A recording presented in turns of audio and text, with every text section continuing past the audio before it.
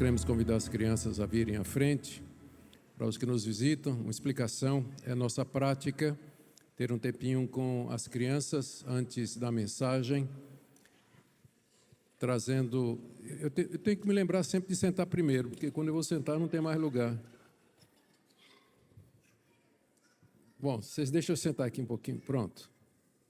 Obrigado. Muito bem, crianças, vamos chegar e sentar um pouquinho. Eu quero contar para vocês sobre uma das noites que eu fiquei mais preocupado na minha vida. Quem tem medo do escuro aqui? Levanta a mão quem tem medo do escuro. Medo do escuro. Who is afraid of the darkness? Raise your hand. Ela está com medo do que tem dentro do escuro. Eu também. Uma vez eu estava pregando o evangelho lá no interior do Brasil, onde eu morava. Aí eu fui com o meu Jeep, eu tinha um Jeep, um carro muito bom para andar naqueles lugares. Eu estava levando pão e eu fui pregar lá para umas pessoas que moravam lá dentro do mato. Aí eu me demorei demais, aí ficou escuro no caminho de volta. E tinha chovido muito. Aí o que é que aconteceu? Já era noite e de repente o carro ficou preso na lama. E eu estava sozinho, estava muito escuro. E eu não sabia o que fazer, porque eu não conseguia sair. E eu comecei a orar, pedir a Deus ajuda, mas era tudo escuro, quase não via nada. De repente, uma luz brilhou atrás de mim. Que eu olhei, era um homem num trator. Sabe o que é um trator? Sabe o que é um trator, não? Que é usado para tratorar a terra.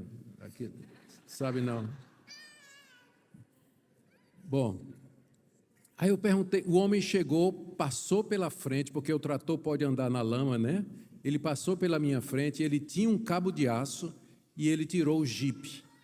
E eu perguntei para ele, como é que o senhor sabia que eu estava aqui preso, na escuridão, nas trevas? Ele disse, lá atrás o senhor passou pela minha casa e alguma coisa me disse, ele vai ficar preso. E aí ele entrou no trator e veio atrás de mim, e isso aconteceu. É muito ruim. Olha, aquele tempo que eu fiquei nas trevas é muito ruim. Hoje à noite, hoje agora, daqui a pouco, vocês vão ouvir uma história de como durante 3 dias trevas e escuridão vieram sobre as pessoas. E como elas clamaram e perguntaram ao Deus delas, e o Deus delas não podia salvá-las. Deus é que fez as trevas passar. Tá bom? Vocês vão prestar atenção na história? Sim, tá bom. Então vamos orar? Vamos. Pai do céu, nós agradecemos porque, embora as trevas prevaleçam, o Senhor haverá de vencê-las. Te damos graças porque o Senhor Jesus é a luz do mundo e quem o segue não andará em trevas, mas terá a luz da vida. Nós oramos por essas crianças, que cedo elas aprendam a andar na luz do Evangelho. Abençoe seus pais para que possam ensiná-las no caminho do Senhor. Abençoa-nos agora na exposição da Tua Palavra, em nome de Jesus. Amém. Pronto, vocês podem voltar direitinho, sem correr, tá? Muito bem.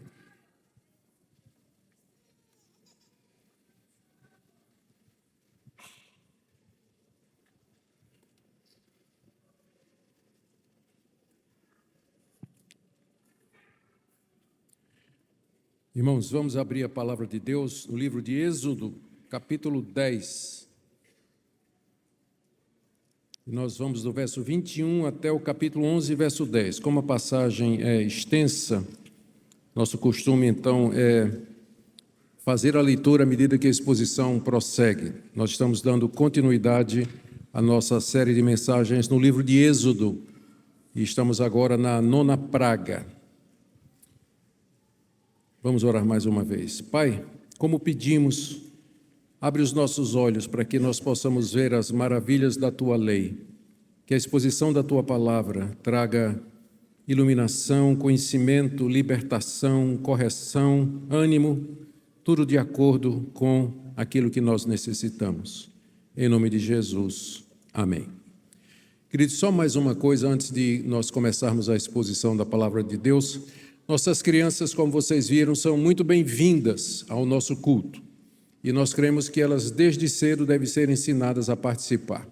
Mas, às vezes, acontece que é difícil para a criança. A gente sabe que é difícil, especialmente aquelas mais novinhas. E aí, elas começam a chorar, começam a gritar, concorrer com o pregador. E fica difícil para algumas pessoas se concentrar. Então, nós pedimos que, se seu filho começar a chorar e você não conseguir acalmá-lo, tem um cry room lá atrás, é um lugar, é um berçário, e se lá não tiver condições, você pode sair um pouquinho, espera até a criança acalmar e traz ela de volta para cá para participar, que nós queremos que as crianças participem. Amém? Êxodo 10, de 21 a 11, verso 10. O que é que nós vimos na mensagem anterior? Nós vimos que Deus endureceu o coração de Faraó com o objetivo de mostrar a sua glória na terra do Egito. E também para que os hebreus testemunhassem o poder de Deus e falassem disso para os seus filhos. E também para que Deus pudesse trazer juízo sobre a terra do Egito.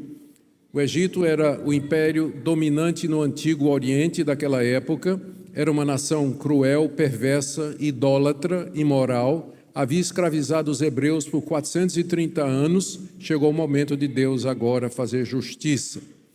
E as 10 pragas representam, entre outras coisas, aquele momento do acerto de contas com aquela nação que, inclusive, tinha mandado matar os filhos primogênitos dos hebreus. Agora tinha chegado o momento do acerto de contas.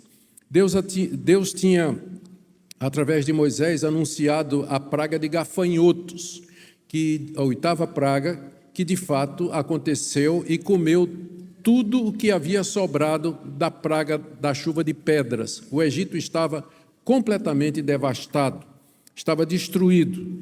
Faraó tenta negociar com Moisés, fazendo uma proposta de que somente os homens saíssem para adorar a Deus no deserto e que ficassem as crianças com as mães. Moisés se recusa totalmente a proposta, afirmando que toda a comunidade tinha que sair, inclusive mulheres, crianças e gado. E Faraó endurece o coração, Deus manda a praga de gafanhotos. Faraó, como nós dissemos no bom brasileiro português, pede arrego, não é?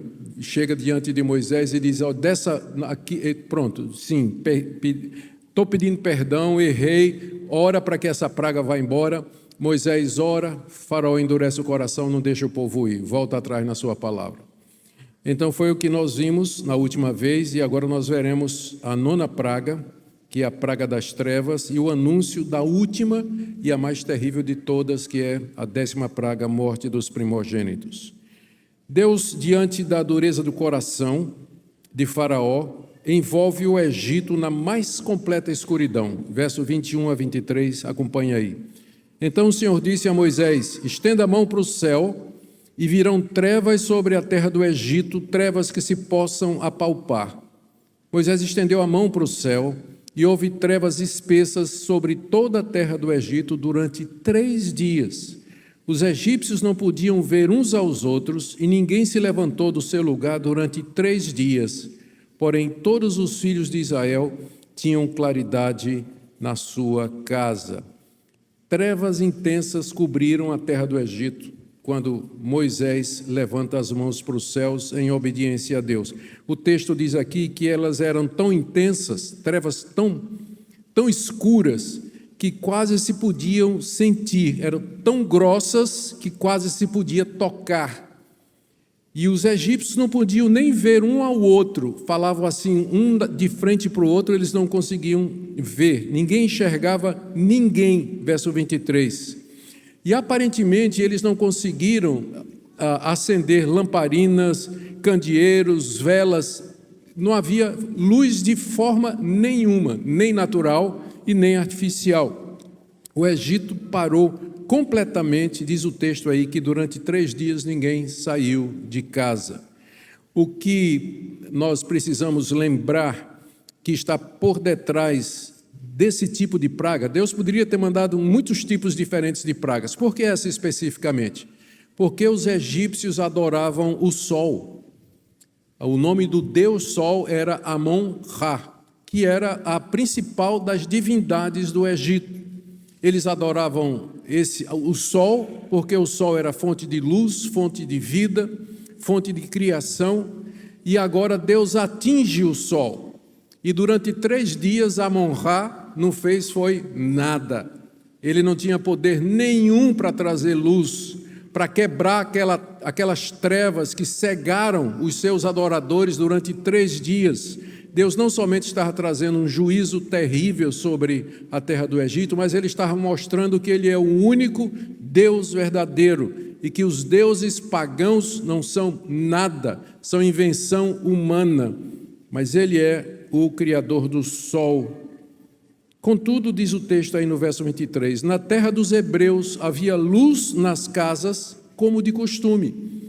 Os hebreus foram poupados por Deus e aparentemente na casa deles o isqueiro funcionava. Ia para a casa do egípcio, não funcionava, mas lá na casa dos hebreus o fósforo acendia e eles tinham luz. E a razão para isso era mostrar na prática que Deus fazia distinção entre o seu povo e aqueles que não são o seu povo. Aqui nesse mundo nós não vemos essa distinção tão claramente, mas haverá um momento quando o Senhor Jesus voltar e houver o julgamento do mundo em que ficará muito claro quem é de Deus e quem não é de Deus. Mas coisas como essa têm como objetivo mostrar que Deus faz a diferença, Ele sabe quem são os seus e aqueles que não são. Diante de tudo isso, nós lemos no verso 24 a 26 que mais uma vez Faraó tenta barganhar com Deus. Ouçamos a leitura.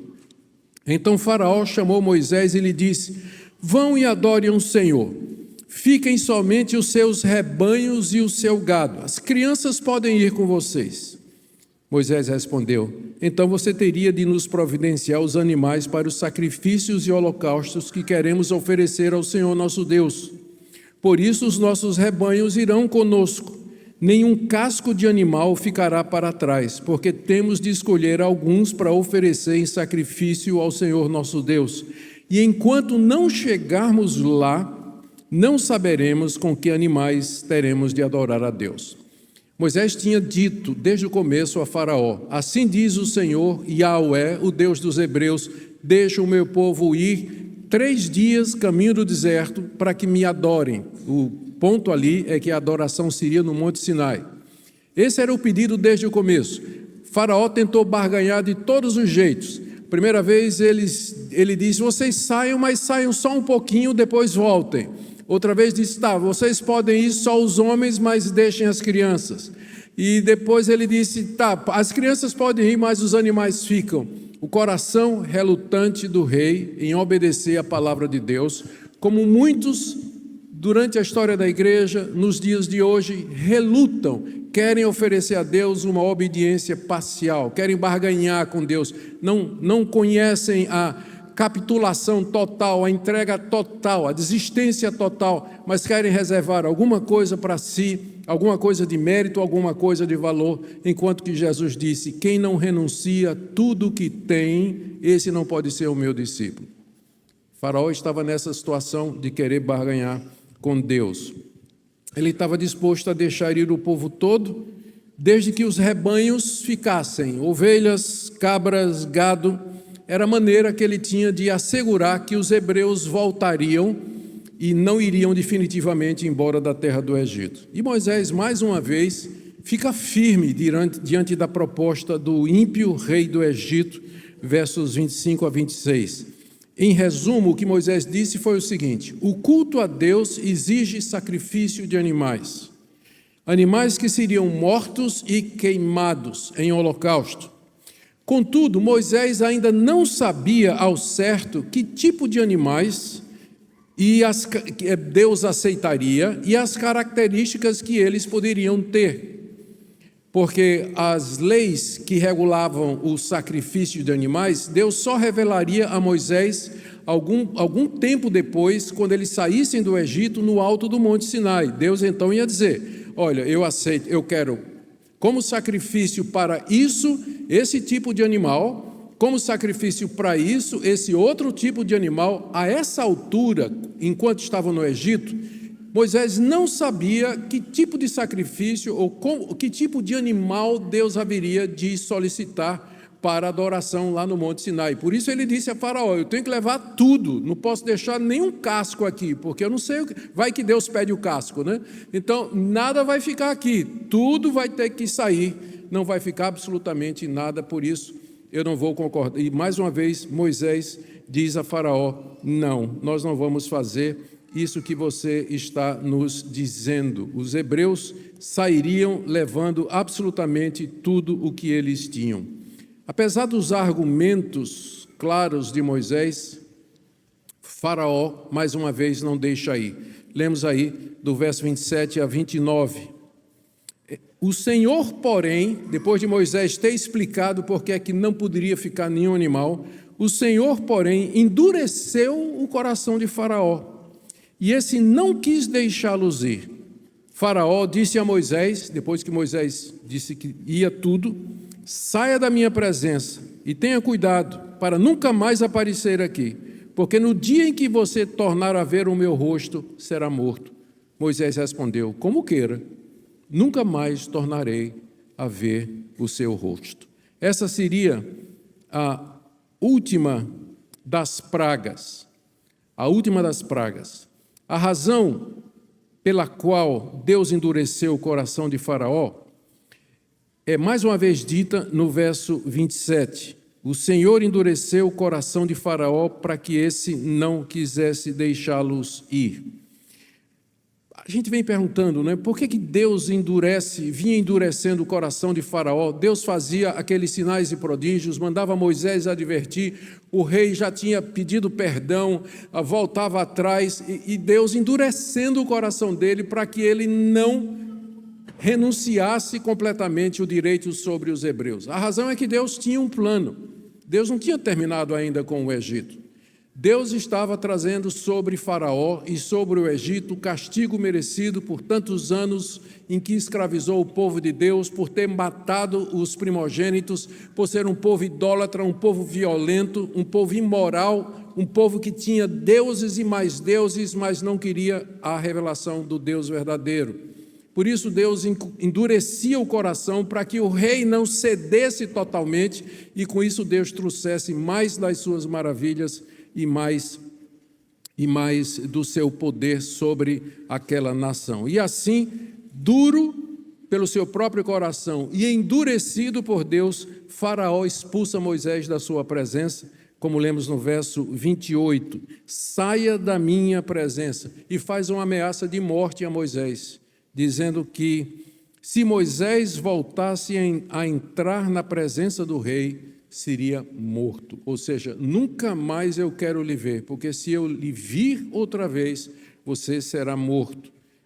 E Moisés, então, confirma a declaração do soberano, dizendo no verso 29, como queira, nunca mais você vai ver o meu rosto. Com isso, nós chegamos aponta e o cenário é preparado para a última praga que virá agora.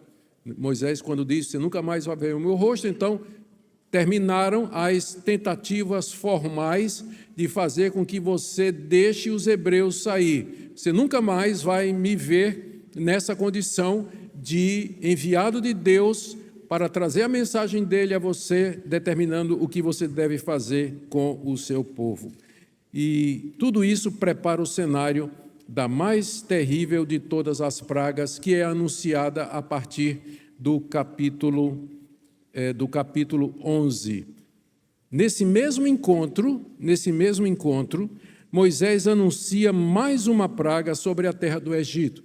Veja, essa expressão que nós encontramos aí, saia da minha presença, Faraó falando, e Moisés dizendo, como queira, nunca mais você vai ver o meu rosto, encerra o diálogo dos dois.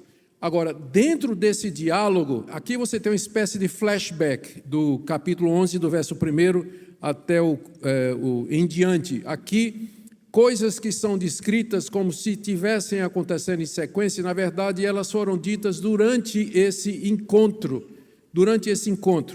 Tanto é que pode ser traduzido assim, olha, o capítulo 11, verso 1, o Senhor disse a Moisés, pode ser traduzido no hebraico, o Senhor tinha dito a Moisés. O Senhor tinha dito a Moisés. Então, nós ainda estamos dentro do encontro. Tudo isso está sendo falado ainda naquele momento em que Moisés está falando pela última vez a Faraó. Então, vamos ler. O Senhor tinha dito a Moisés, trarei só mais uma praga sobre Faraó e sobre o Egito. Então ele os deixará sair daqui. E quando deixar que vocês saiam, é certo que ele os expulsará totalmente. Fale agora aos ouvidos do povo que todo homem peça ao seu vizinho e que toda mulher peça à sua vizinha objetos de prata e de ouro. E o Senhor fez com que o seu povo encontrasse favor da parte dos egípcios. Além disso, o próprio Moisés era homem famoso na terra do Egito, aos olhos dos oficiais de Faraó e aos olhos do povo. Essa seria a última das pragas de Deus sobre Faraó e seu povo. E depois dessa praga, Deus diz a Moisés, Faraó haveria de deixar os hebreus saírem. Tudo isso Moisés está dizendo a Faraó. Na verdade, praticamente Faraó haveria de expulsar os hebreus. Tal a pressa com que ele diria, saiam logo daqui antes que venha outra praga. Então essa última haveria de quebrar totalmente Faraó e deixá-lo pronto a renunciar completamente. Agora, em preparação para a saída dos egípcios, saída dos hebreus, eles deveriam pedir ouro e prata aos egípcios, como diz aí o verso 2. Moisés é orientado por Deus para dizer ao povo, os homens falem com seus vizinhos, as mulheres com suas vizinhas e peçam ouro e prata, ou seja, uma compensação pelos séculos de servidão, mas também um ponto que só vai ficar claro mais adiante, foi com esse material que Moisés pôde construir o tabernáculo no deserto. Quando você lê a história, nós vamos chegar lá, vai perguntar, Moisés convocou o povo, mais ou menos 1 milhão de pessoas, e disse, vamos construir um tabernáculo, preciso de ouro, prata, cobre, pelos de camelo, preciso de púrpura, preciso de joias, e o povo trouxe muito. Mas de onde veio isso aí no deserto? Eles tinham trazido do Egito. Então, quando Deus manda que eles peçam aos egípcios todas essas riquezas, não era somente uma compensação por todos os anos que eles serviram lá como escravos, mas também para terem com que construir o tabernáculo de Deus, o local onde Deus queria ser adorado. E aconteceu que os hebreus fizeram como Moisés instruiu, homens e mulheres pediram aos vizinhos utensílios de ouro e prata, e a gente sabe depois, pelo decorrer da história, tecidos, joias, cobre, pelos de animais, madeira nobre, etc. Coletaram uma riqueza incontável, por 2 motivos. Primeiro, Deus tocou no coração dos egípcios, como diz o verso 3, o Senhor fez com que o seu povo encontrasse favor da parte dos egípcios. Deus tem o coração de todos na sua mão. Quando Ele quer, Ele endurece. Quando Ele quer, Ele amolece. Ele amoleceu o coração dos egípcios diante do pedido dos hebreus e deram tudo, deram muita riqueza aos hebreus. E a segunda razão, está dita aí no final do verso 3, é que Moisés era um homem famoso, era uma figura pública de respeito entre os membros da corte e do povo em geral. A essa altura, só Faraó não tinha se convencido, mas metade do Egito já tinha ficado do lado de Moisés. Toda a corte de Faraó já tinha ficado do lado de Moisés. E nós vamos ver no final aqui que Faraó está praticamente sozinho, porque Deus o endureceu, porque tinha um propósito com ele, sem que isso tirasse a culpa daquele rei ímpio. Então, continuando a leitura agora do verso 4 a 8, nesse mesmo encontro, Moisés revela a praga que Deus irá trazer sobre o Egito, que é de todas a pior. Verso 4. Moisés disse ou tinha dito, tá? Moisés disse ou tinha dito, que eu acho que é a melhor interpretação. Assim diz o Senhor, Ele está falando com Faraó. Perto da meia-noite passarei pelo meio do Egito, e todo primogênito na terra do Egito morrerá, desde o primogênito de Faraó que se assenta no seu trono, até o primogênito da escrava que moe a farinha, e todo primogênito dos animais. Haverá grande clamor em toda a terra do Egito, como nunca houve antes, nem haverá jamais. Porém, contra nenhum dos filhos de Israel, desde os homens até os animais, nem mesmo um cão rosnará, para que vocês saibam que o Senhor fez distinção entre os egípcios e os israelitas. E Moisés continuado. Então todos esses seus oficiais descerão a mim e se inclinarão diante de mim. Ele está falando para Faraó, não é? Dizendo, saiam daqui, você e todo o povo que o segue, e depois disso sairei. E enfurecido, ardendo em ira, como diz a tradução mais antiga, Moisés se retirou da presença de Faraó. Eu vou resumir aqui os pontos do anúncio da 10ª praga, que foram revelados por Deus a Moisés no encontro com Faraó e foram transmitidos a Faraó. Primeiro, Deus haveria de passar pelo Egito cerca da meia-noite. Algumas traduções dizem hoje, mas não está no hebraico, é uma interpretação. E dificilmente caberia. Então, mais 2 ou 3 dias foi quando isso aconteceu, porque precisava de tempo para aquilo que foi dito. Recolher os bens dos egípcios e preparar o povo para a saída, a instituição da Páscoa. Então, não teria sido naquela mesma noite, como algumas versões aí dizem, mas não está correto. Moisés disse que Deus haveria de passar pelo Egito cerca da meia-noite. Só um detalhe, palavra hebraica para passar é a palavra Páscoa. Por isso que o nome da festa vai ser Páscoa, porque tem a ver com Deus passando pelo Egito. Passando pelo Egito. Todos os primogênitos do Egito haveriam de morrer. Todos os filhos mais velhos haveriam de morrer. O primogênito de Faraó, que era o seu herdeiro, e aqui era o golpe final, porque Faraó era considerado como Deus e o seu filho como sendo divino, filho dos deuses. E agora Deus não vai poupar, Deus não poupou nenhum dos deuses do Egito. E agora chegou naquele que era o principal, Faraó, que era considerado como Deus e o seu filho como divino e herdeiro do trono. O primogênito de Faraó ia morrer, o primogênito do povo, até a escrava egípcia que trabalhava no moinho, o filho dela haveria de morrer também. Os primogênitos dos animais seria algo tão terrível como nunca aconteceu antes na terra do Egito. Diz aí o verso 6, que haverá grande clamor em toda a terra do Egito, como nunca houve antes, nem jamais haverá. Aqui nós precisamos entender uma coisa. Deus não é cruel, nem injusto, nem mau, quando Ele ordena a morte das criancinhas no Egito. Esse argumento tem sido usado por muita gente. O Deus do Antigo Testamento, Deus de vocês, é um Deus que mata crianças. O pressuposto por detrás disso é que crianças são inocentes, que crianças são puras, que crianças não têm pecado. Não é isso que a Bíblia diz. A Bíblia diz que os nossos filhos são pecadores, eles são filhos de vocês, são meus filhos, são filhos de pecadores como vocês e como eu. Já nascem, já vêm a esse mundo contaminados pelo pecado e pela corrupção do pecado. Nós fazemos parte de uma raça que está debaixo da ira de Deus. Se você me perguntar, pastor, o que é que eu preciso fazer para ir para o inferno? A resposta é nada. Nada, porque desde o dia que você nasceu, o relógio começou a tic-toc, a sua ida para o inferno. Você nasce numa raça condenada e debaixo da ira de Deus pelos pecados dos nossos primeiros pais. É chamado de pecado original.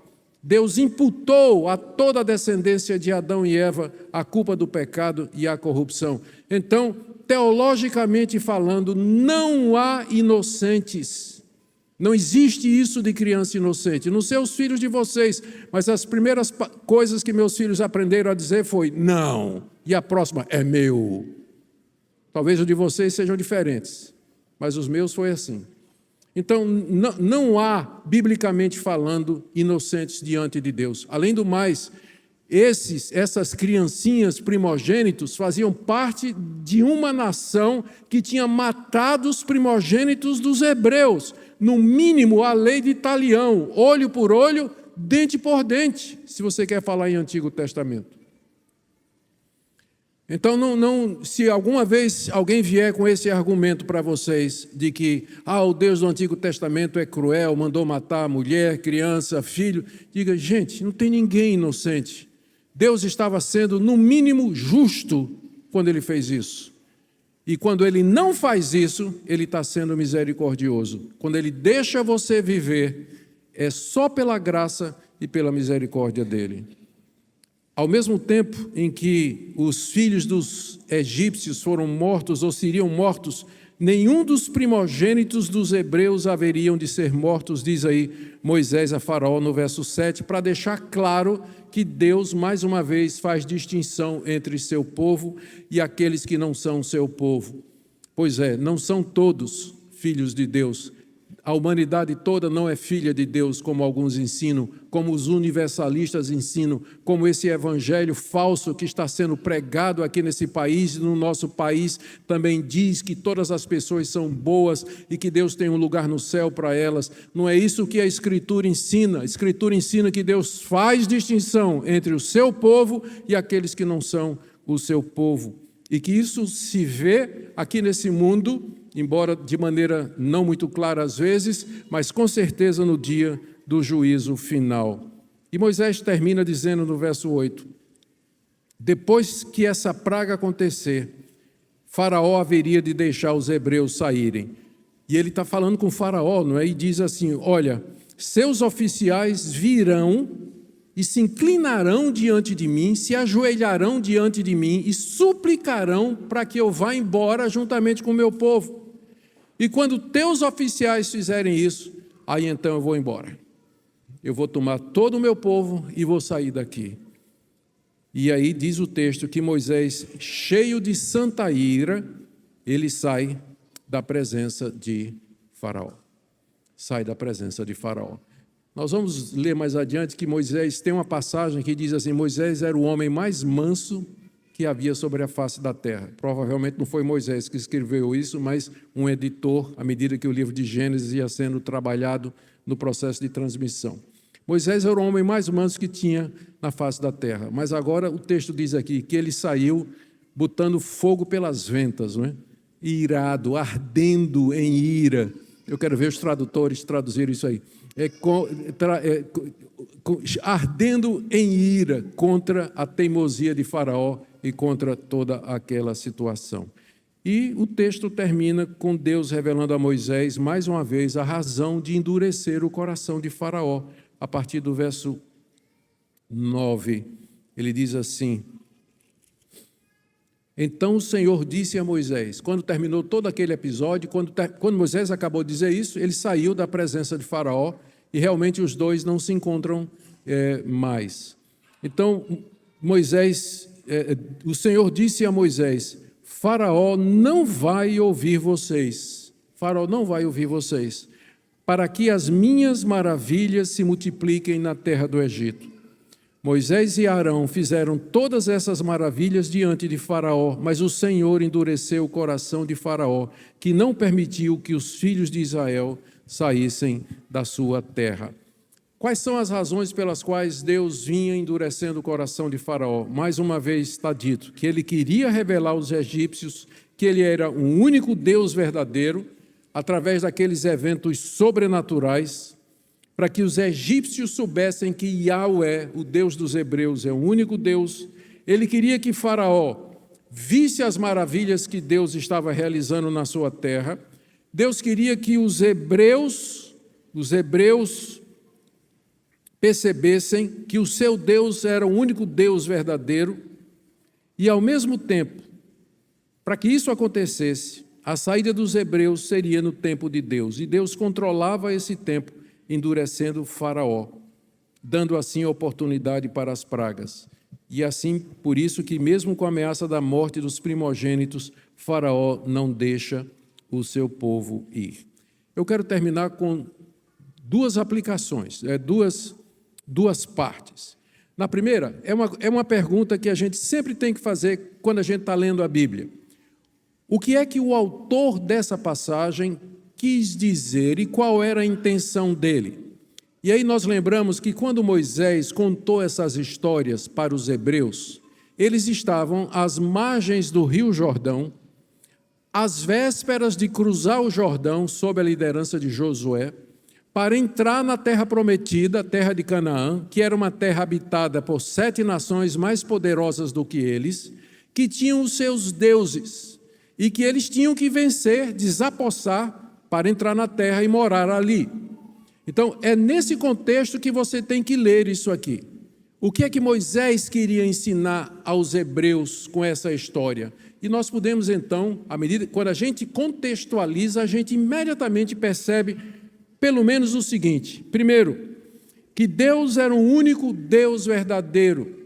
Assim como ele derrotou os deuses do Egito, ele haveria de derrotar os deuses dos amonitas, dos filisteus, do amorreu, de todos aqueles 7 nações, nem sempre eu decoro todas. Deus haveria de destruir os deuses daquelas nações, que eles não temessem aqueles povos, assim como também eles não deveriam ter temido Faraó e os seus deuses, como Deus havia demonstrado. Segunda coisa que Moisés queria ensinar à nação de Israel: Deus sabe quem vocês são. Era uma tribo, eram 1 milhão de pessoas, 12 tribos, um povo que não era acostumado à guerra. Foi o povo que Deus escolheu para si. Deus podia ter escolhido a Síria, a Babilônia, ele podia ter escolhido o Egito, mas Deus foi pegar uma naçãozinha de escravos lá de entre o Egito e fez deles o seu povo.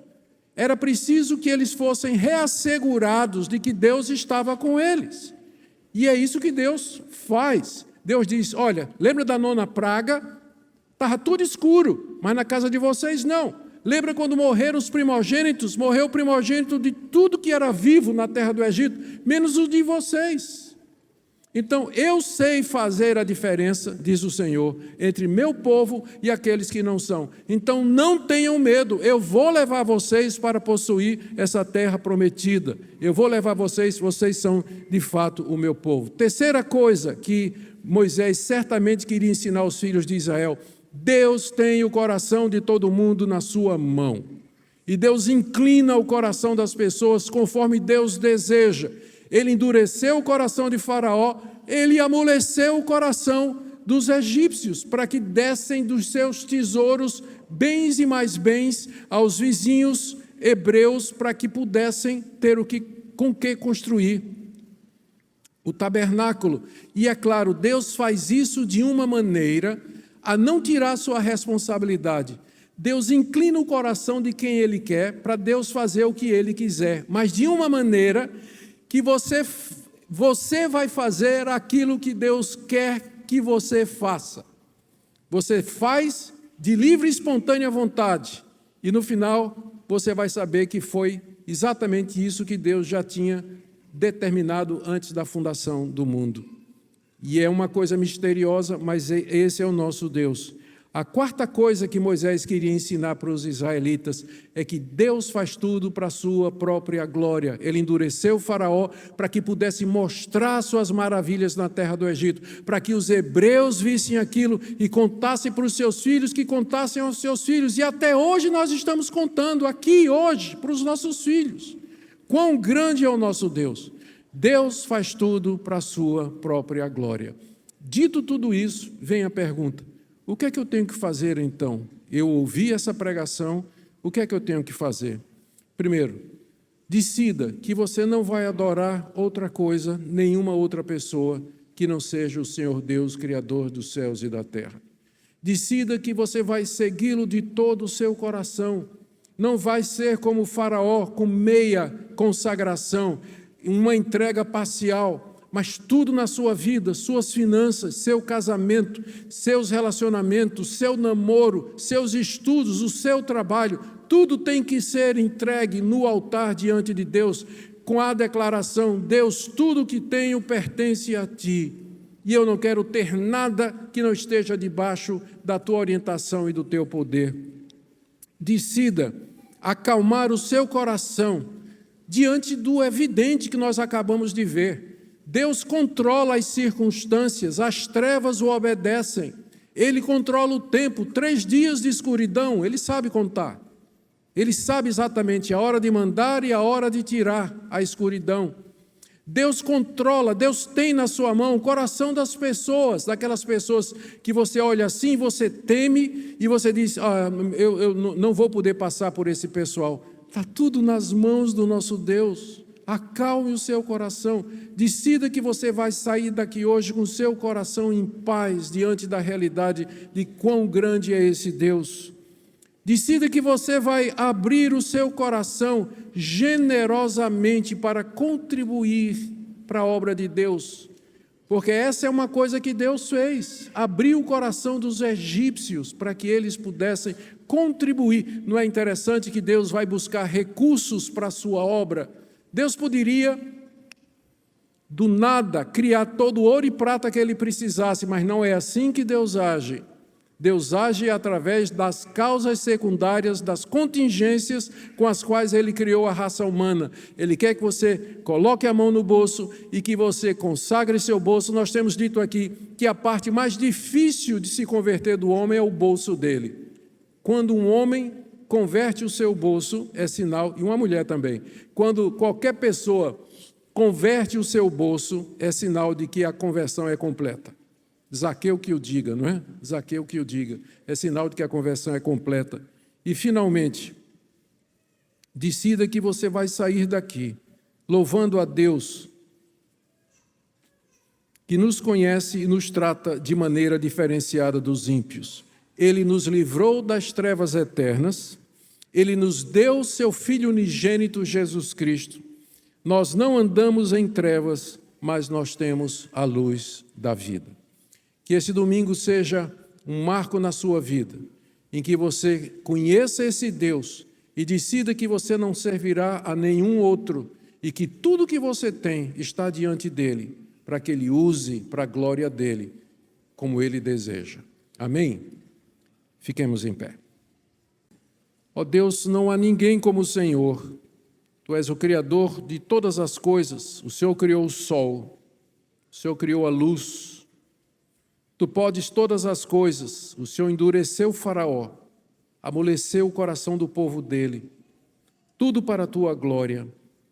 O Senhor castigou os egípcios, mas preservou o seu povo. Tudo para o teu louvor. O Senhor nos deu o seu Filho, o primogênito, a luz do mundo, para ser o nosso Salvador. Se há alguém aqui, Senhor, nesta manhã, que ainda não entendeu quem Tu és, e que somente em Ti há salvação, perdão de pecados e vida eterna, nós oramos que o Senhor incline o coração dessa pessoa, que o Senhor mova o coração dessa pessoa, que o Senhor liberte o coração dessa pessoa dos ídolos desse mundo, dos deuses que ela inventou, para servir ao Senhor somente. Ouve a nossa oração em nome de Jesus. Amém.